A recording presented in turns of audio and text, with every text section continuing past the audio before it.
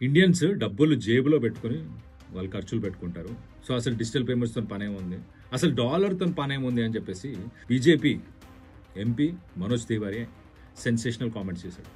అసలు నేను ఆ కామెంట్స్ చేయలేదని చెప్పి ఇప్పుడు కొత్త వర్షన్తో వచ్చాడు. फेक न्यूज के बारे में तो हम सब लोग सुनते हैं, लेकिन फेक न्यूज मीडिया ही चलाने लगे. సరే ఏదైనా కూడా ఒకసారి అసలు డాలర్ వల్ల అసలు రూపీకి ఎఫెక్ట్ ఎలా అవుతుంది? ఒకవేళ డాలర్కి రూపీ వాల్యూ తగ్గిపోయింది అనుకోండి, మనం అబ్రాడ్ నుంచి ఫ్యూయల్ బై చేయడానికి, ఇంపోర్ట్స్ చేసుకోవడానికి దేనికైనా డాలర్ని యూజ్ చేస్తాం కాబట్టి ఇన్ఫ్లేషన్ రేట్ ఇండియాలో పెరిగే అవకాశం ఉంది. సో ఇదంతా ఎందుకు చెప్తున్నానంటే బేసికలీ మన పొలిటీషియన్స్కి అసలు ఎకనామిక్స్ క్లాసులు అనేవి కండక్ట్ చేయాలని నా అభిప్రాయం.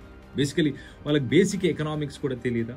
చాలా మందికి తెలియదా అని అంటున్నారు. ఇప్పుడు సోషల్ మీడియాలో మనోజ్ తివారీ గురించి పెద్ద డిస్కషన్ అవుతుంది.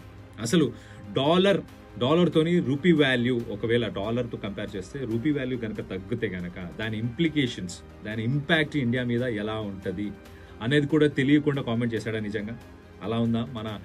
మన ఎలక్టెడ్ పొలిటీషియన్స్ పరిస్థితి అలా ఉందా? ఒకవేళ అలా ఉంటే ఖచ్చితంగా ఎలక్టెడ్ పొలిటీషియన్స్ అందరు కూడా మినిమం వాళ్ళకి ఒక బేసిక్ అండర్స్టాండింగ్ ఎకనామిక్స్ మీద ఉండాలి. వాళ్ళకి ఒక బేసిక్ ఎకనామిక్స్కి సంబంధించిన ఒక బేసిక్ క్లాసెస్ని కండక్ట్ చేయాలని నేను అనుకుంటున్నాను. మీరేమనుకుంటున్నారు? కింద కామెంట్ చేయండి.